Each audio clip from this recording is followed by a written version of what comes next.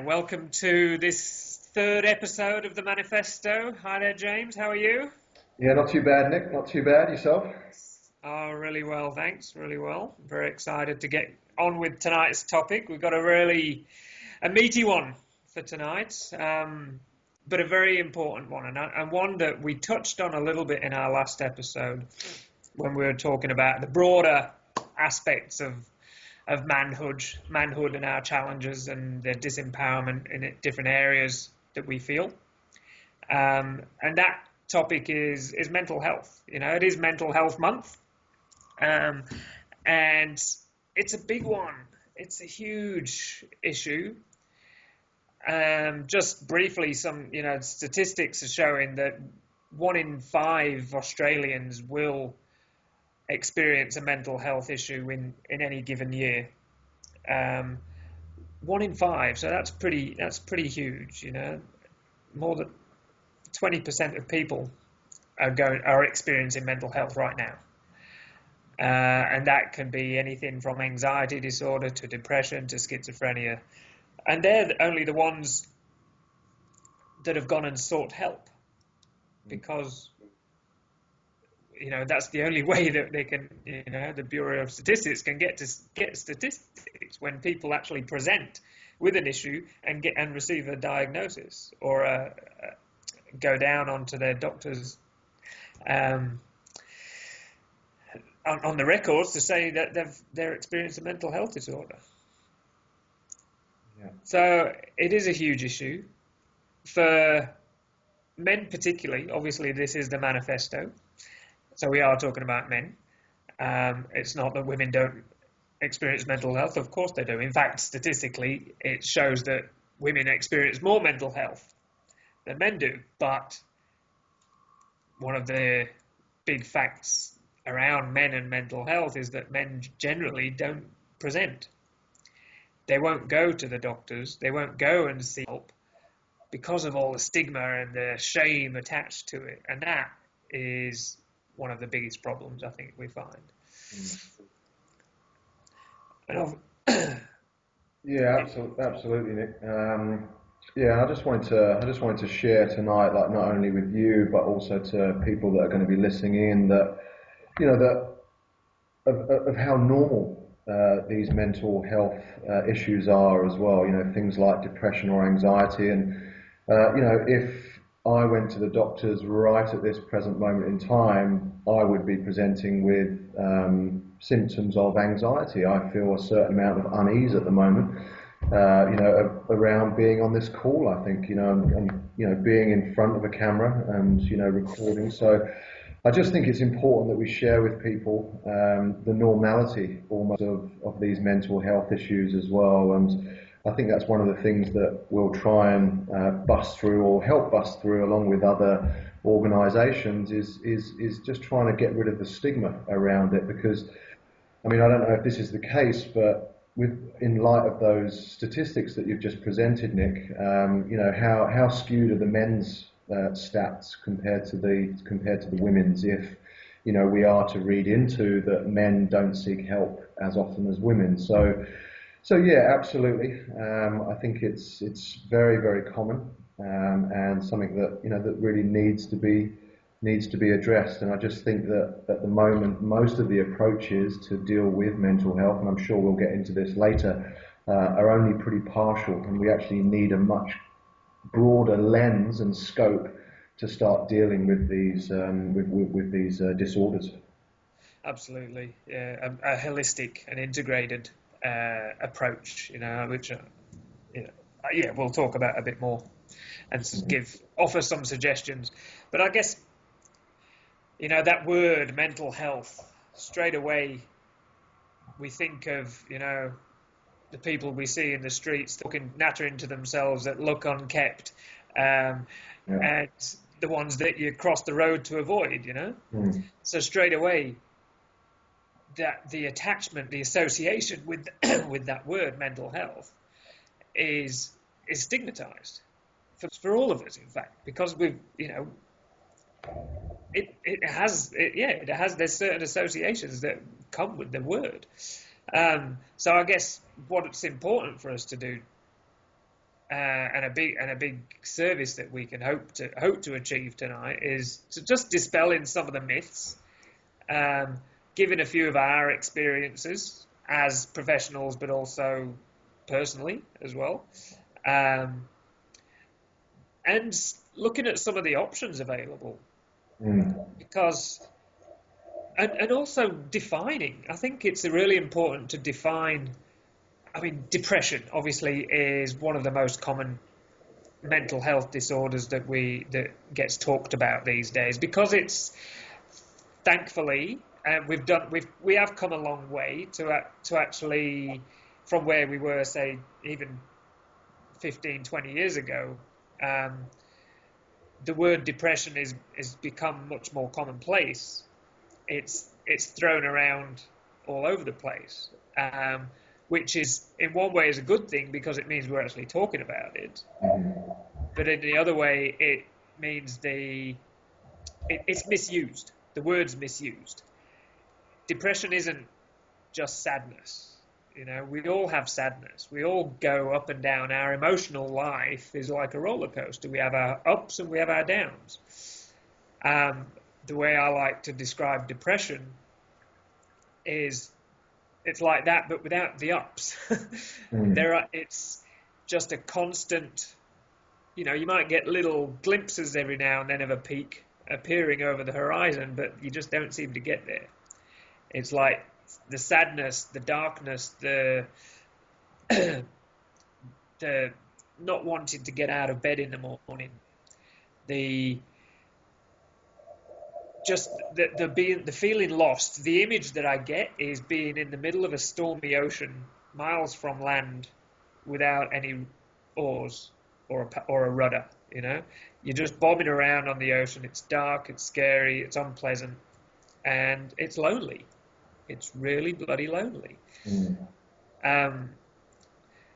So I think for one of the areas where we can actually address the stigma is actually using the word correctly, you know, and using it for the right purposes. You know, I'm feeling really depressed.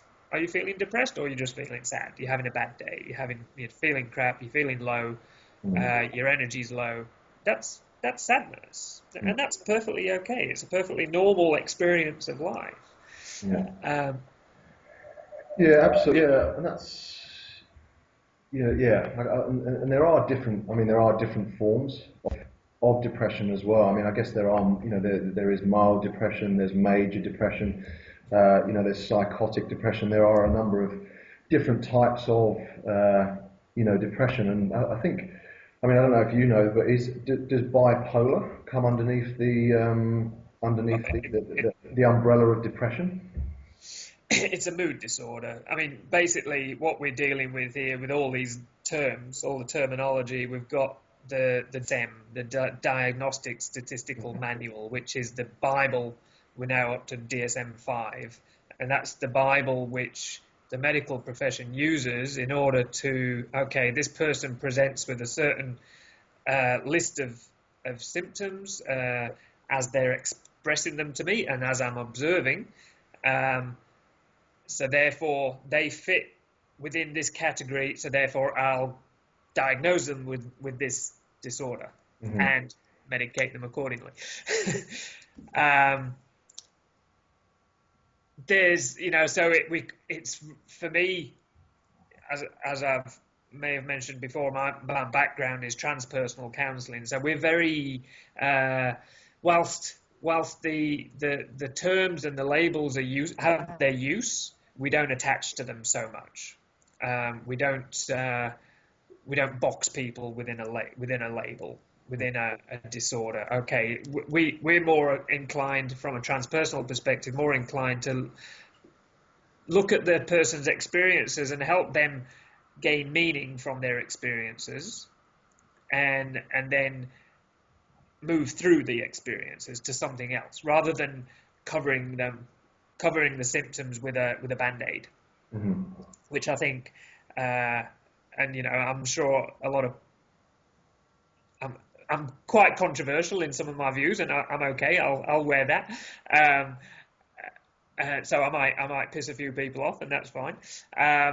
But my belief is that, yes, medication has its place. I shared some of my experiences in our first call, where I was actually diagnosed with post-traumatic stress disorder after a violent assault, which then led on to severe depression. Absolutely, I was diagnosed with depression. I was diagnosed with PTSD, and the first thing that they gave me was a pack of pills. I was on quite a substantial dose of Zoloft for about 4 years. Initially, it helped. I definitely can see that I got a benefit from it, but then the dependency crept in, and they became a crutch in order for me to hold on to, and stopped me from actually experiencing the normal to's and fro's and the emotional roller coaster of being a human being. Yeah. Did they give you anything else, like the medical establishment? Was there anything else, or was it all your kind of digging that led you to other forms of like meditation or? Yeah, that was all on my own back. So as I was alluding to before, medication has its place, can definitely be helpful for a period of time if used in conjunction with therapy, and find the right therapy for you, refine the right growth path for yourself. Of course, we're talking about anxiety, depression here, and if you're experiencing something a bit more severe like schizophrenia or some of the more severe bipolar disorders, then medication may be something that needs to be a more long-term thing. I'm not an expert on that. Yeah. I guess for me, one of my biggest things that I hope people can get from this call, and that I hope that I can relay from my own personal experience, but also as a counsellor, is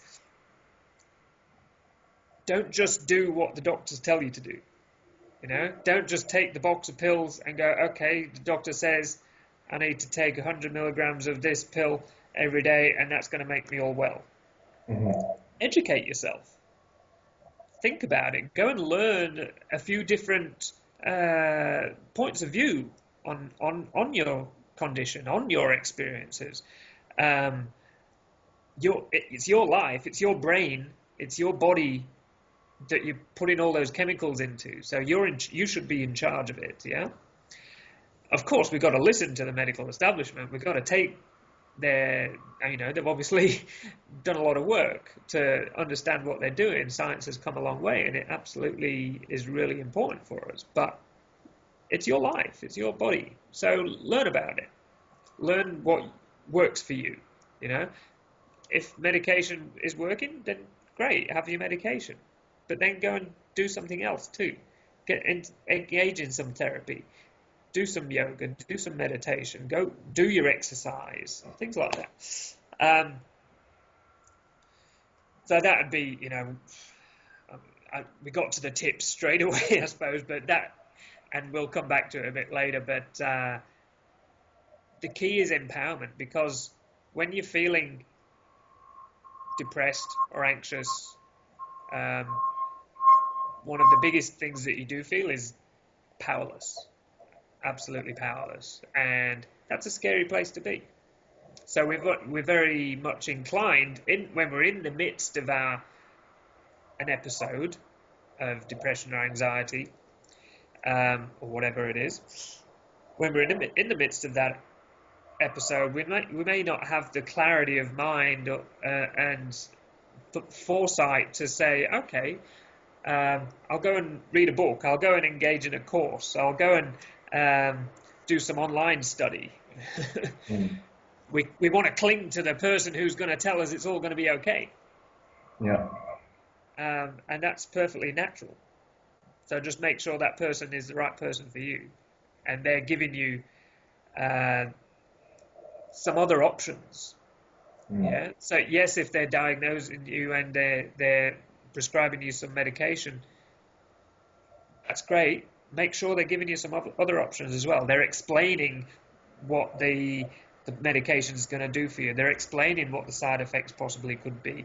They're explaining the options available to you as far as therapy, as far as psychotherapy or psychiatry, whatever avenue you want to go down.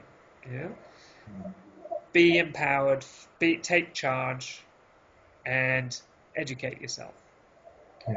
Yeah. No, I think that's interesting because, and again, going with this normalization and getting rid of the stigma theme. I mean, it only takes, I believe, 2 weeks of low mood or any of the other symptoms to actually be clinically diagnosed with depression. So, I've been there a number of times in my life. I must admit, I've never gone I've never gone to seek help for it, or gone to a doctor to seek help for it. But again, I mean, I don't think I know anyone alive or anyone in my circle of friends or any of my clients that haven't actually experienced, 2 weeks of a low mood, reduced appetite, whether it's that they've just come out of a relationship, or they've lost a job, or they're going through a challenging time, as a parent, or whatever it might be, that that 2 weeks of feeling low is actually, it's not a long time to be feeling low. And I'm sure, most people out there listening have experienced that. So and I think another interesting thing that you hit on there, Nick, as well, was the fact that you said it feels very, you feel powerless, when you are depressed. And one of the main traits of the masculine is power.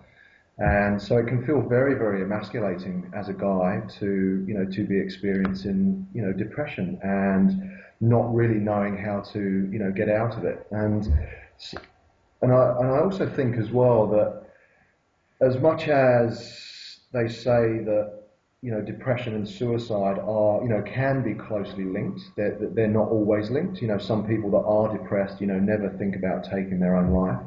But I think something else that can also sprout off of being depressed are, addictions. So I think that's another interesting topic of conversation. And, I think when we look at what we're trying to do when we are addicted to something, often the thing we are addicted to makes us feel better.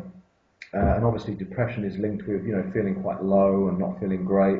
So we often look to self-medicate, certainly if we haven't been to the doctor or we haven't been to the psychiatrist to get pills or antidepressants or anti-anxiety drugs, then, we can look to self-medicate. So I always think that, addictions are a great place to, almost a great alarm bell or, like a bit of a red flag in a sense to just kind of go, wow, okay, what's going on here? Why am I addicted to sugar, alcohol, smoking, drugs, internet porn, or whatever it might be that we're, very, very innocently looking to pick ourselves up from a place of, feeling depressed and low and, low self-esteem and, just not good about ourselves. So I think as much as we might not know that we're feeling down, because classically as men, we're not overly in touch with ourselves, and in touch with our emotions. We tend to spend most of our time, most of our awareness exclusively in our heads and identified with our minds. And most men aren't in their bodies, and most men don't know that they are depressed, but looking at any addictions that they have in their life, that might be a red flag that there's possibly something. I mean, addictions can be for a number of other reasons as well. But I just think that's a good place to start looking. Absolutely. I think, well, let's lay out a few of the red flags that we need to be aware of that may be indicating that we're actually going through some sort of something a bit more serious than just having a shit day. And absolutely, addiction is one of the biggest and most important but most significant reactions to an emotional dis-ease for a man, particularly because we don't have the emotional skills to to deal with it, because we probably don't have the social network. Men often become very solitary, particularly once we've become family men. We lose our contact with our group of male friends that we might have previously gone out partying with, or drinking with, or playing sport with, or fishing with, whatever it was that we used to do. A lot of the time we feel that once we become in a committed relationship, we need to let that go and focus our attention on our partner, wife, kids, the family, and also the career, because there's such pressure on the guys to be the breadwinner, to go out, earn the crust, so we can all afford our enormous mortgage and 3 cars and 2 dogs and a massive house. But isn't that stuff going to make us happy, Nick? No. So the pressure's enormous. Yeah. Just look at that, and the pressures, just from that perspective, from the work perspective, that's enough to give anybody anxiety. That's enough to at least give me a lot of stress. See, what we're talking about is stress, ultimately. When stress gets to a point where it turns into something bigger than stress. Stress is a normal part of life. Stress is a good thing, because it keeps us motivated, it helps, it gets us clear, it gets us focused.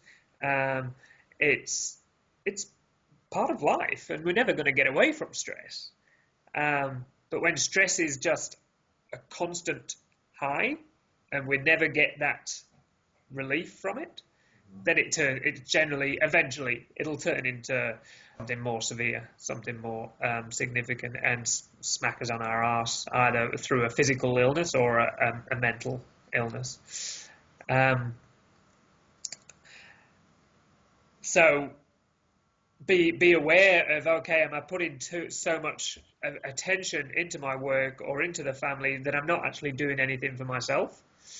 And if all of a sudden my stress level is high and I become more irritable, I start to notice that I'm having more arguments with my wife, with my partner, with my friends, with my bosses, with my colleagues. It takes less to trigger me. Your stress is high. You need to do something about it. If I tend to be engaging in more avoidant activities, like you mentioned some before, like going to the pub, drinking after work more often than you used to. Exercise. Exercise we know it's a great benefit to us, because it releases all the happy chemicals, all the endorphins and the serotonin, and we get the adrenaline rush and all of that great stuff. But it can also be a really strong addiction. Because it gets us, we get all those chemicals flowing, so we're having a relief from the bad feeling that we had before. So obviously, alcohol, drugs, smoking, sex. I mean, sex is a we hear a lot about sex addiction in the media these days, don't we? It was something that probably didn't exist that long ago. It was just a fun time. But sex is a pleasure, so it feels good. So why wouldn't we seek it in order to get away from something that doesn't feel so good? Of course, it's just as like eating a bar of chocolate or shooting some heroin. It's a release. And it's also a reprieve from our other experience that isn't very pleasant. All of a sudden we've forgotten about that. But guess what? It comes back. It's always there until we deal with it, until we actually address it properly. So some other symptoms could be your weight. If all of a sudden you gain or lose weight, if it fluctuates, and that could be associated with your emotional state. It could be associated with chemical imbalances within the body. Have you got any other you'd like to add there? Symptoms, yeah, I guess like insomnia could be another one. Yeah. But that can flip the other way as well with Yeah. regards to, if you're sleeping more than you would do normally. Again, I guess it's just a good way of numbing out from, what's present for you. And I mean, I guess when we're looking at causes, of depression, they can be extremely, wide-ranging. And but I'll cover a few now. I mean, ones like unresolved emotional traumas can certainly, trigger depression. An inability to be, with the present moment, that can sort of spark, a certain amount of, if your emotional intelligence isn't high or your spiritual intelligence isn't too high, just the inability to be able to be with, the complexity and difficulty of, what life throws at you at that current moment in time.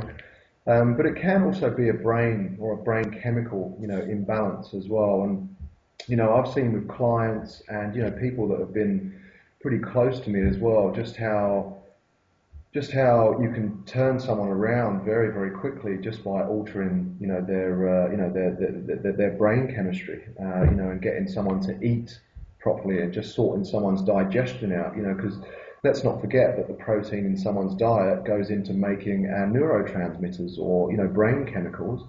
And just by, getting someone on a better diet, for example, and getting them eating correctly, and even something simple as chewing their food, just being relaxed in their life. Because again, coming back to what you said, Nick, that, stress will turn off digestion. It will turn off, so again, it's, it comes back to our emotional intelligence. It comes back to our ability to be able to deal with life and, building the intelligences in the human body, which will help us deal with what life, throws at us. And I think something that's just come to me there as well, Nick, which I think you sort of touched on in the opening bit when you talked about, when you were prescribed, was it antidepressants? Yeah.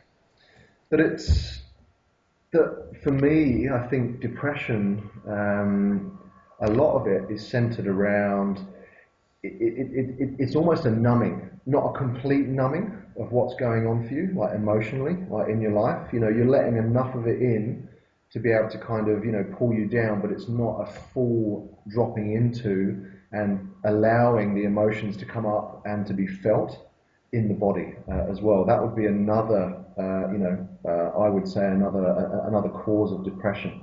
And it's just, it's difficult. Like these emotions, we've been told from a very, very young age that, sadness and grief aren't all right. Anger is not all right. The amount of times that I see now, and, also the amount of times that I've tried to pull my son out of when he's having a tantrum. Or, when I see on the bus or public transport or just out in public, the amount of mums or dads that, really cut their kids off from the full spectrum of emotion, whether it's a tantrum or anger. And for me, that is just a sign that, for me, when I try and cut my son off in those situations, is that I'm not okay with my own anger. I'm not okay with my own grief. I'm feeling uncomfortable. I'm feeling a certain amount of shame if he's doing it out in public. So just from a very, very early age, I think we're taught that certain emotions are not all right. And, I've only been having a conversation with a client this week of, how he's actually been taught or has a belief that being happy and being really satisfied with his life is not all right. Where he was getting pulled up by his parents when he was younger about, let's not be too self-indulgent with these, happy feelings. And it's crazy. Like we end up being this kind of... You're too happy, James. I know. It's madness. But we end up in this real mono-emotional state. And, you can't just cut off from the bad ones. If you cut off from the bad ones, you also are cutting off, from the good ones. So in our attempt to not feel the bad ones, which classically ends up in addiction and, numbing out, just, sleeping too much or whatever it might be, we also really diminish our ability to be able to then really feel the joy, the happiness, feeling content or whatever it might be. So I think a lot of dealing with depression for me comes back to emotional intelligence, and it comes back to a real ability to be able to be with the highs and lows of life, and just really allowing it just to, just to wash through you in a sense. And there's a few different ways that you can, that you might build emotional intelligence. There's a more transcendent way of working with emotions, and then there's a more embodied, a more feminine way of working with emotions to really feel the emotions. So there's a few different ways of doing it, but yeah, for me, we'll get into some tips, I think, in a little while. I'd like to just touch on something you mentioned before around the training that we give our children. I think, we all grew up with it, particularly our age group and older, where boys, weren't allowed to cry. You weren't allowed to deal with emotion. You weren't allowed to be expressive. You had to keep it all together. And, if you hurt yourself, you get back up and you carry on. That's what being a man is all about. So, of course, all of those messages that we take on board as a young boy and growing up through our life, that goes to create all the the repression of the feelings that we have, and also the shame around feeling. So when we get to that point where we all of a sudden we find ourselves in a position where we're feeling really shit and we don't know how to cope, then the shame associated with that is not going to help me. It's not going to get me to a place. It's going to make it much more hard for me to go, okay, I need some help. So that is number one priority. We need to remind everyone out there, all the guys out there, that there's a point you get to where you just need some help, or you just need someone to talk to, and that's okay. That doesn't mean you're any less of a man. It doesn't mean you're weak. It doesn't mean you're worthless. It just means you've reached your point. You've reached your capability maximum. We've all got our capability maximum. Yeah. We can't take on the world all at once. And it may not necessarily be, okay, medication, therapy, blah, blah, blah. It's just about it may just be a shift in perspective which is necessary in order to get you out of your slump. But coming back to the kids of today have got it so much harder because they have, yes, we've come a long way. I wouldn't say abolishing, well, we've definitely come a long way in abolishing the stigma around mental health, but we've also created more in the process. But at least it's a conversation that's okay to have, more than it was in our childhood anyway. But we've also introduced all the technology and all the ways in which kids are reducing their one-on-one face-to-face contact and secluding themselves to their bedroom, to their technical devices, where they open up to much more pressure online. They're open up to cyberbullying, all of the things that come with our communication technology. But we've also the young boys of today, they've got the pressure of trying to be a man, whatever that means to them, because let's face it, they don't have a great deal of good examples of what that means. The education system is almost void of good men within the education system. It's a very highly feminized system, particularly in primary school. So they just don't have those male role models around to look up to. A lot of half the families, let's say, are broken, and the child's most likely to spend more time with the mother. So again, he doesn't have that good male role model. But also there's the peer pressure on the boy to step up, to be a man, to be this sort of man that he's got no idea what that means, but also to be a bit more in touch with himself, to be communicative, to be emotional and expressive, and all of these things which are very okay to do these days. You just look at how boys, young men and young women communicate with each other these days. That it's so much different to when we were kids. There was a recent study which was quite enlightening, quite shocking, in fact, where one of the findings that they got was through interviewing young people today from 16 to 25. 1 in 5 16 to 25-year-olds feel that life isn't worth living.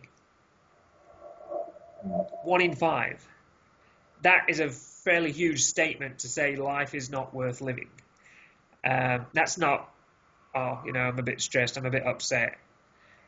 That's a pretty huge statement. Yeah. Yeah. And 1 in 2 are concerned about coping with stress. Mm-hmm. So we've got a generation that are growing up totally stressed out. The pressures on them are absolutely immense. Who knows what they're facing in adulthood when when they're growing into a world that we've screwed up for them. That, I think, is really, really sad and really important to be addressing on a very holistic level. Yeah. It's interesting. I just want to sort of just add to what you were saying about like the education system, and there was something else there as well. It's interesting, isn't it, how we are, maybe brought up by our mums, because of broken families, but also dads, working and trying to be the provider, protector. But, I know, speaking of my own experience, that certainly worked in a way. Let me just sort of just unpack that a little bit. I guess in a sense, I was very, very comfortable with expressing sadness and grief, which I did get, from my mum. But on the flip side of it, I wasn't very adept at expressing like anger, for example. So I had, as much as you can be emotionally intelligent and be with different, obviously there's different emotions that will trigger different things in us, and we'll be more comfortable with some and others. So it's interesting, isn't it, how some mums, I've heard some mums say it, big boys don't cry to their 3 or 4-year-old, man up, or whatever it might be, to try and, shame kids out of expressing certain emotions. And, again, I think it all comes back to the skill of the individual parent. The father might be more emotionally intelligent with some emotions, and the mother might be more emotionally intelligent with others. And it's interesting, that point as well you made about education, about how the education system has been, feminized.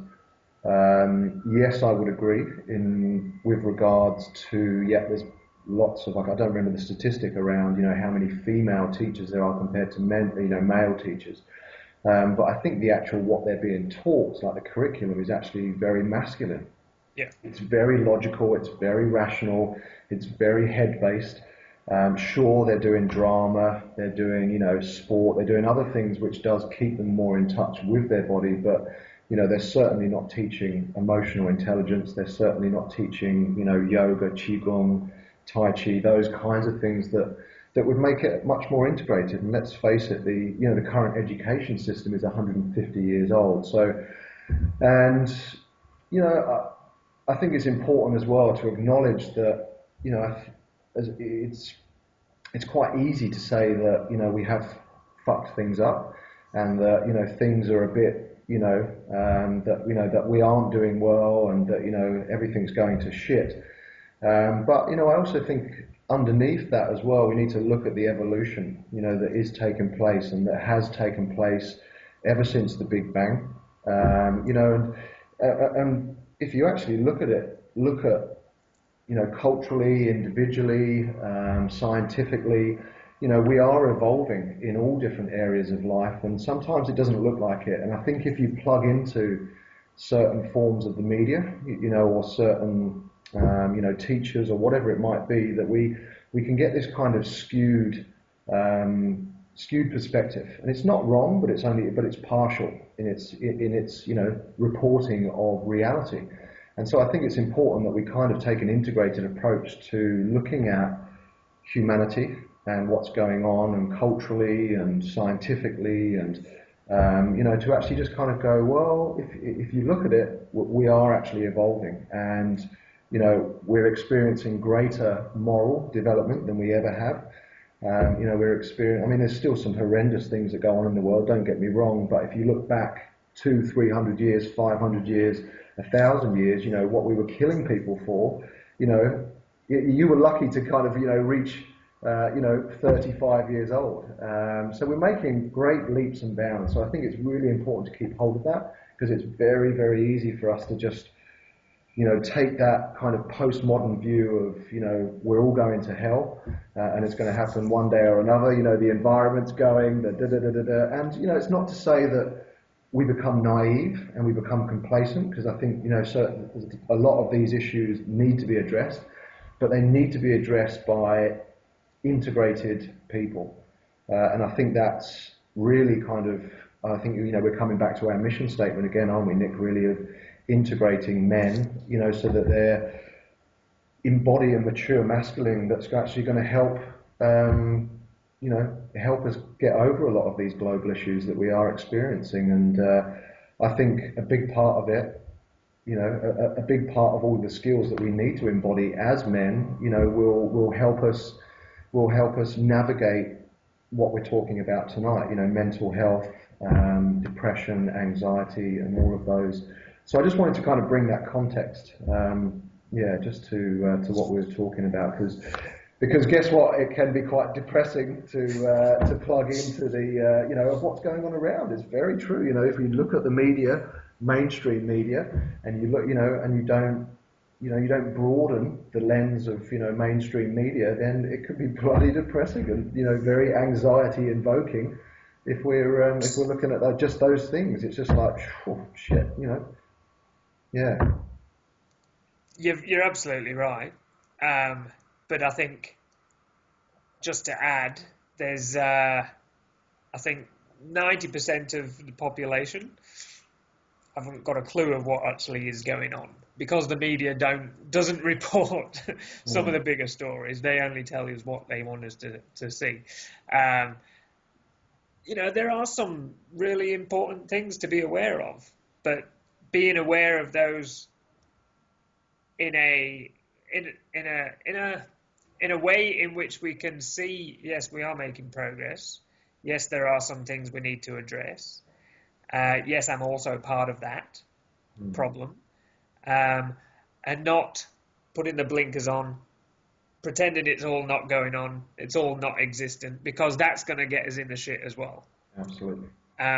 So coming back to the topic of the night, mental health, it's all about how we engage in our own self-care, and how we can build our resilience skills, because that's where it all comes down to, is how do we bounce back from situations which pull us down, which knock us off our perch, which make us feel like crap.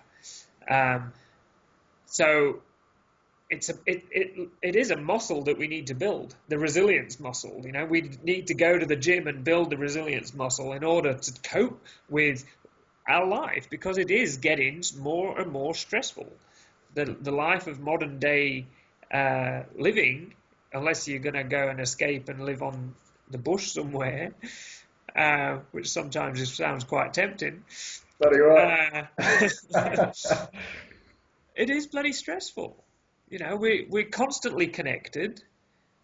You know, how often do we actually find a moment where we don't have anything to do? And then when we do find that moment, how guilty do we feel for doing nothing? Yeah, yeah, And oh shit, I've got to do something. I've got to find something. Oh, I'll get my phone and I'll look at Facebook, or I'll play a game. You yeah, know, no one can actually just sit with themselves.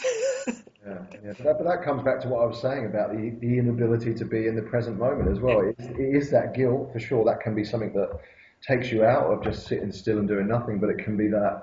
But it can be like, oh my God, like if I sit still, whatever it is I haven't dealt with and whatever it is that's given me this anxiety or depression is gonna come up, and it's just like, oh, I need to get away from this. I need to do something that's going to distract me. yeah. So building those resilience skills. I mean, you look at the most resilient people in the world. I mean, we often see in the media inspiring people, you know, people that have gone through really tough times, or they've been born with a body defect, or but they haven't let it hold them back. Mm. What is it about those people that helps them get through life? You know, when most or a lot of us are upset and depressed about the, I don't know, my car needs fixing. Yeah. You know, or I can't pay the bills this week. You know, they're important things, but how important? You know, Mm. so I think one of the biggest things is just choosing where we focus our attention. What are we focusing on, the negative, or are we focusing on the positive, or trying to find the positives within the negative? A situation arises, and instantly it might make us feel uncomfortable. It might make us feel afraid or sad or angry. Um, with a little bit of time, with a bit of adjustment of our point of focus, then we can start to look at the gold in there, look at the opportunities to learn in there. Straight away, I've found a purpose for that situation. There's a Yeah. reason for that situation, and guess what? I don't feel like a victim anymore because Mm. I'm taking charge. One of the biggest aspects of mental illness is victimization.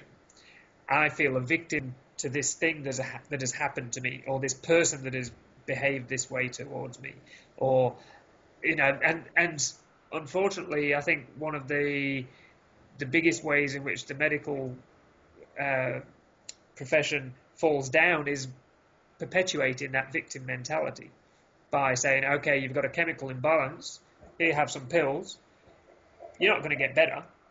This is Mm. what you need to do. So therefore, you are now a victim to this chemical imbalance.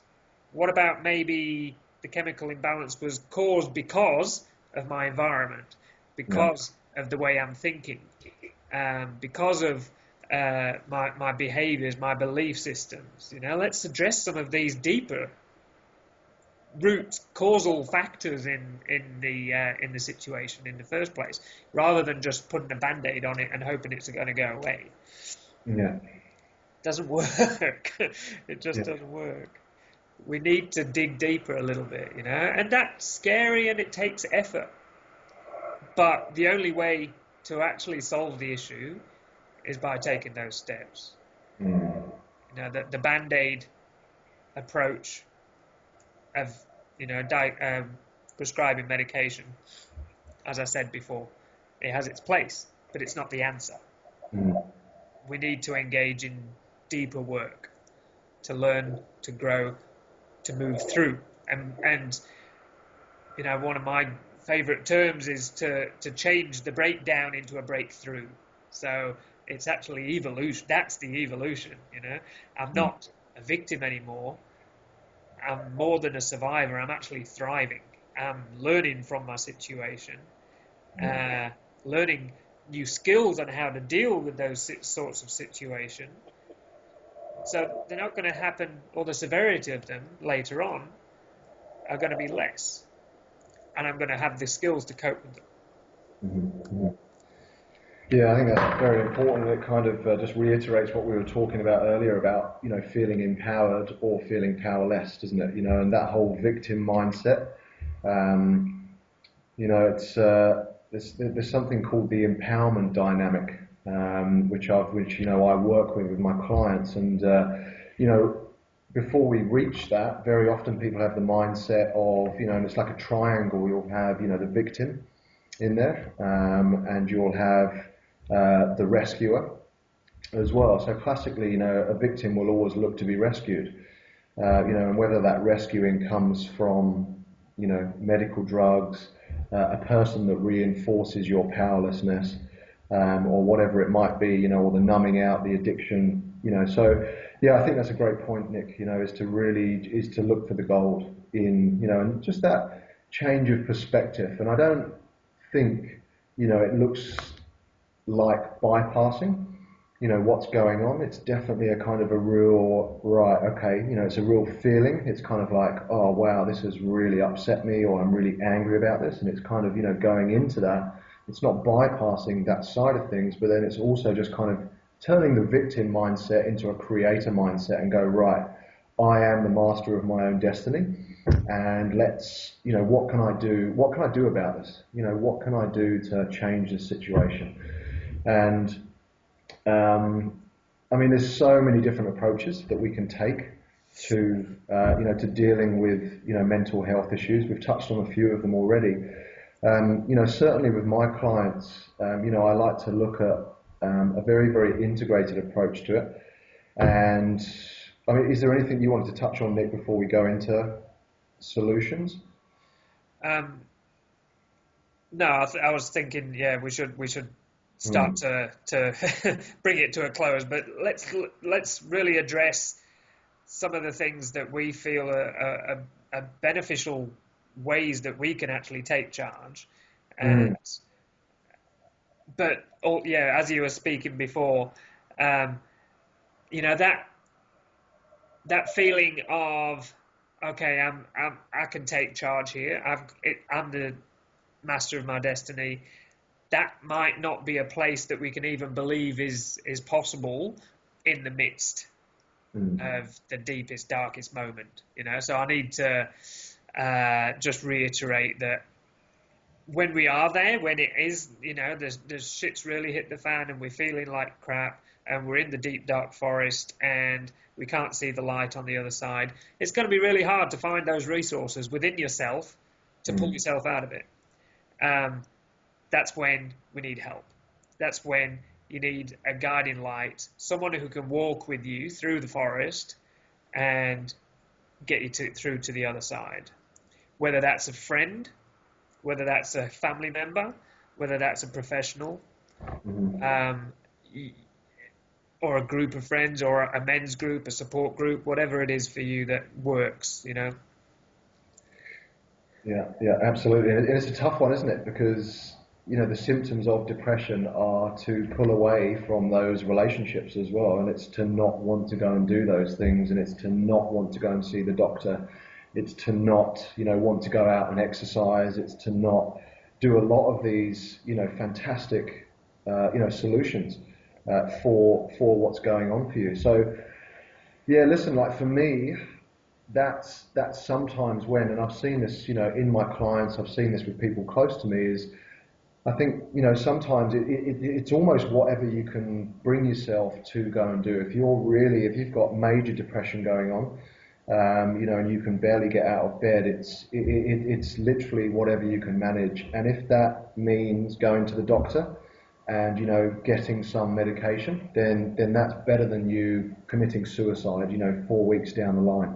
And if that just gives you that slight, sort of light at the end of the tunnel to get you out, to move your body, to improve your diet, to then, seek, some kind of relational therapy through men's groups, psychiatry, psychotherapy, friends, or whatever, then I'm all for that over not doing anything at all. And so yeah, listen, it's a tough one, but it's as I say, I work on a very, very integrated approach to it, and I guess if we're looking at it from a more scientific perspective, then exercise, I think in clinical trials has actually shown to be as beneficial, if not more beneficial than antidepressant drugs. So that's a very, very important thing to do. I touched on it earlier with regards to sorting your diet out, getting adequate amounts of high quality protein into your diet, because that's what goes into making your neurotransmitters. So I've often found with working with clients that sometimes if someone is a strict like vegan or vegetarian, then that can, possibly lead to it. And then it's not a case of, going to see a psychotherapist, or, it can just be as simple as sorting someone's diet out and getting some, high quality protein in. So I think that's really important as well for us to cover, that it's not always going to be, the symptoms that present is not always going to be what we need to go and seek for a solution. So, yoga is also another, we've mentioned it before, qigong, any type of movement like that, which, also works with the subtle bodies, the meridians and the chakras. I think that's another very important area to look at as well. And is there anything else, or like breathing, like posture can be another one, because classically people that are depressed, present with quite a sunken in sort of, and you can tell someone's depressed just by looking at their posture, because they don't have this broad, open, here I am kind of posture. It's very much a shrinking away from life, and it's a hiding from. So again, just working with someone with their posture and improving someone's posture can help to have beneficial effects to how they're feeling. It's like the classic opening pose in yoga, where you lay back over a bolster, and it's a laying back bend, can then stimulate certain it's glands. exposing the heart as well. Absolutely, and it's just if we open the heart to hey, guess what? Where does love and emotion live? It's all in the heart. And so the as you were describing before, just the physical act of closing off, it's a protective mechanism. It's keeping me safe, keeping my heart safe from the world, who I think is going to attack it. But if we actually open it up, we experience happiness, joy, love, all of those good things. Just what you were saying before, I mean, the act of literally, if you may feel inclined to be slumped over, to adopt that sort of closed off passive body posture, but just opening yourself up and standing up straight, sending those messages to the brain to make you feel strong, powerful, happy, assertive, all of those things, confident, and just the act of smiling or laughing, all of those, the laughter yoga and things like that, they work. They work because they're stimulating hormones within the brain that are releasing the happy chemicals. And hey, it works. You might feel like a dick for a little while, but who cares? And even if all you can manage is rolling out of bed and using a pillow to do a laying back bend. What's that pose you called in yoga? I don't know what it is, where you just lay down at the start, classically, where you are laying back with the soles of your feet together. I can't think.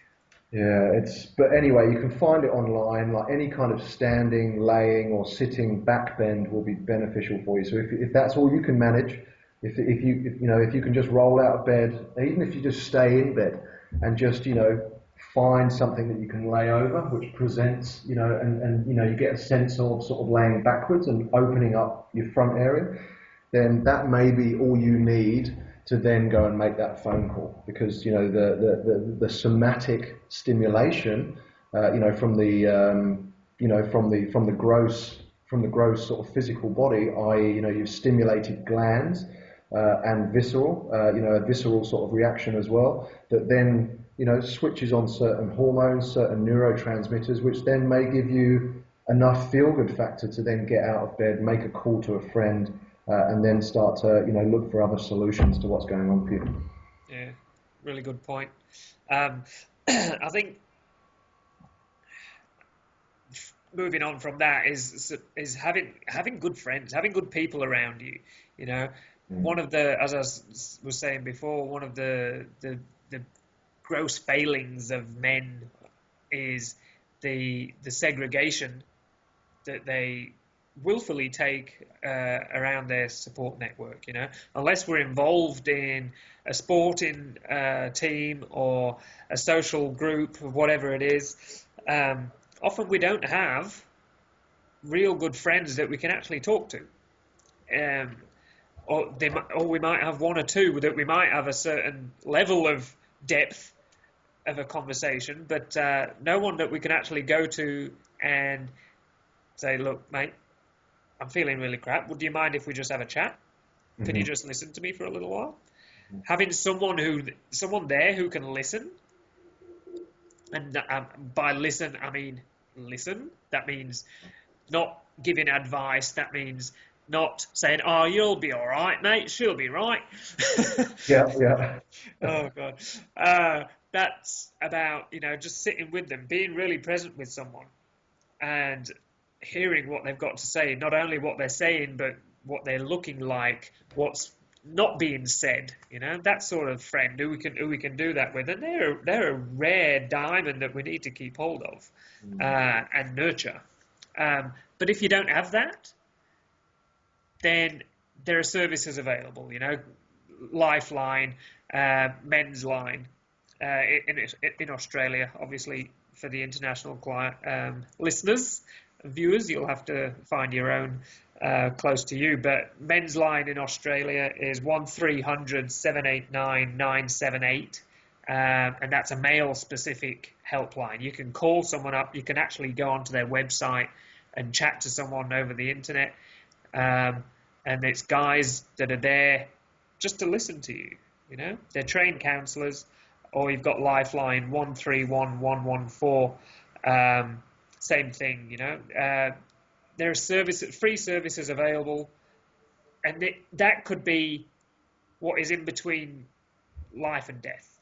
It could just be that call that saves you and doesn't take you away from your family and your friends. So make the call, grab the friend.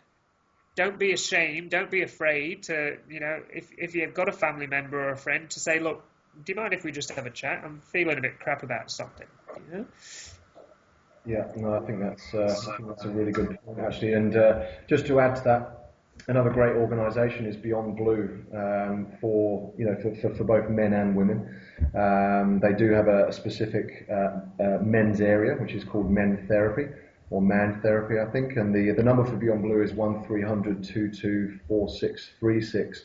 But also, I think another really good thing to mention at the moment as well is the fact that both myself and Nick run men's groups, and I just can't stress how important sitting in a circle with a bunch of other men is, and how transformational it can be.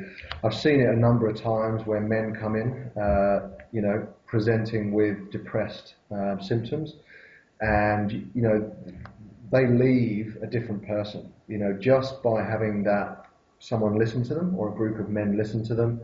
Offer advice, or other men sharing their similar experience of what they've been through and what's helped for them, if they want that, and just other men being present with them and being able to talk about what's going on for them. Again, no one needs to be a psychiatrist, no one needs to be a psychologist, a psychotherapist, or any kind of therapist. It's just giving a man a space to download, and that can often be all it takes. And again, it comes back to allowing to feel. And very often, I know in the men's groups that I run, that we create an extremely tight container, where we build a lot of trust. And men will often feel comfortable enough to also express emotion, whether it is anger, whether it is grief as well, which can also help to really push a man through what it is that's kind of keeping him a little bit stuck. And I know that, certainly with the structure of the men's groups that I run, we look at taking men into that creator space and, making it very masculine in the sense of, what is it you can do to, take you out of, what's going on for you right now? What goals can you set? I'm going to challenge you to do this. What are you going to challenge yourself to do? It really, really helps and empowers a man to take him out of his current situation. Yeah, absolutely. Can't Can't agree with you more. It's, I mean, it's something I always wanted, so I created it for myself. I found it hard, and I've been to many different men's groups now, and I've obviously running my own and different men's programs, and also the one-on-ones. But if I had a men's group back in the day when I was going through difficult times, it would have been an absolute godsend. It would have been a godsend. Mm. But moving on, I think, as you were expressing, talking about men's group, it reminded me, because I'm actually, my men's group and we're going on a hike this weekend. So for me, one of the biggest stress relievers is getting out into nature. For me, I mean, we're blessed in Australia.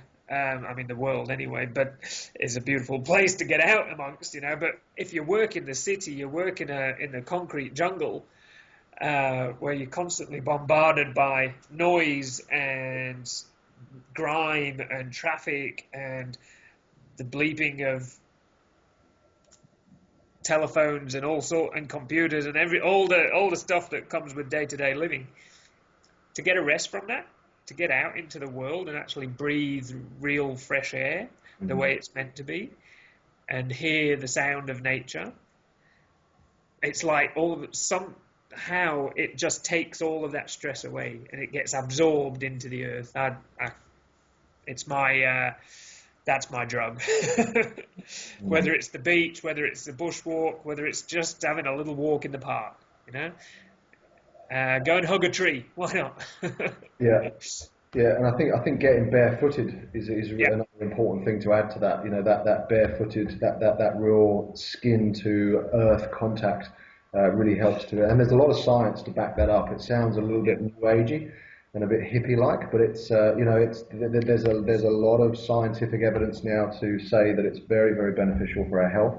Both physical and also subtle body health. So it's big time. That's another great one. And we often get bombarded by all the technological advances that we've made in the last century, or especially like in the last decade.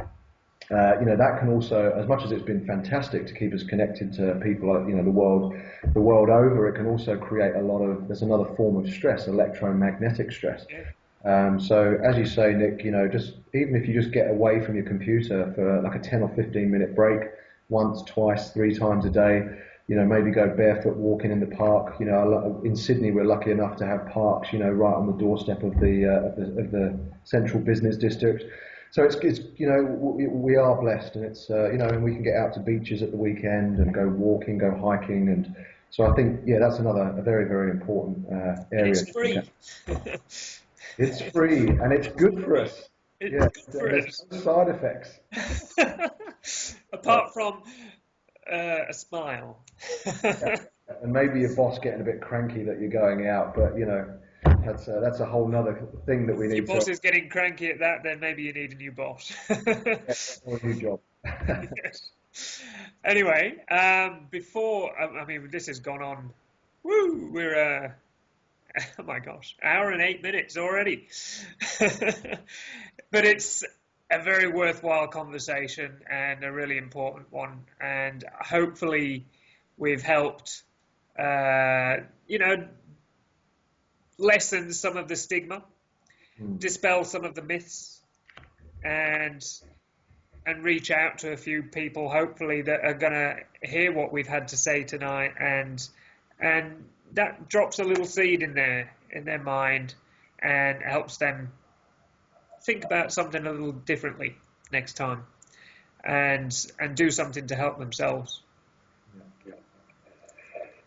So have you got any more before we close off? Yeah, just very quickly. I know we've mentioned it before. Meditation can be a great way of dealing with that inner voice and that internal dialogue, that compulsive internal dialogue that most people just can't stop. Journaling is another great way as well. Just jotting down what's going on for you. What your sort of your innermost thoughts and feelings and fears and anxieties. It's just great to kind of start objectifying this stuff and bringing it onto paper, so it doesn't control us so much. And And just some deep shadow work I would recommend as well. And what I mean by that is, it's quite a big umbrella, but get in touch with either me or Nick. Would be able to kind of work you through that. I know I'd certainly, work with my clients on that kind of stuff. It's, things that we've cut off from, suppressed, denied, marginalized, which can really drive us into depressive states. Or a psychotherapist or anyone, a skillful practitioner that can work with you on any sort of like shadow material. But other than that, I've just, I was feeling pretty anxious at the start of this myself. It's still there a little bit, to be honest with you, but I'm actually really pleased we've had this conversation, Nick. So I know it's something that's affected me. It's affecting, my clients now, my clients in the past, my family. It's something that's really, I think, affecting everyone around us, and I think just such an important topic for us to, to start to break down the stigma around it. And as you say, hopefully we've started that tonight. Absolutely. Excellent. And just to add to some of the little tools that you can use, physical exercise we've already mentioned. As I mentioned previously, meditation was definitely the thing that saved my life when I was in the deepest, darkest place in my period. Music, what a great mood facilitator is music. Listening to the right music to put us into a certain mood or to shift our moods. There's, all of these tools are what I call state changers. They're used to move it, to shift us from one state to another. They can be used in order to avoid, which is where we need to be careful. Okay, it's not about avoiding; it's about shifting so we can then address. Yeah. And that needs to be really, really clear. It's not, okay, I feel bad, so I need to get away. I need to do something that's going to make me feel good, and then ignore the problem that's made me feel bad, because that doesn't help. Yeah. So sometimes in order to address a situation, we need to have a shift in consciousness, a change in our state of consciousness, so we actually can see things clearer, can feel better, and can actually address the problem in the first place. That's really, really important. Creates the space. Exactly. And creativity is a great tool. Painting, writing, drawing, clay is really cool because it's tactile and you can get all messy. All great little things that we can use just as a state changer. And of course, talking to someone is very, very important. Yeah. Okay, guys. Well, I think we'll wrap up there. I'm sorry that we've kept you for a long time this episode, but hopefully it's been worthwhile and you've gained some useful insights for yourself, and it's been of assistance to you, and hopefully a little entertaining too. Yeah. So until next time. As we've mentioned before, leave us some comments on the YouTube video. That'd be great. It will be coming on iTunes very soon. We've got a few technical issues to iron out first. And if you do have any particular requests on topics, then please let us know. Give us the feedback. We'd love to hear your comments. We'd love to get your feedback. And again, you can engage with me at soulcraft.com.au and James? Yeah, likewise me at manupproject.com.au, and really enjoyed chatting tonight, Nick, and already looking forward to the next episode. Excellent. All right, guys. Well, farewell. Be good, be safe, and be well. Take care.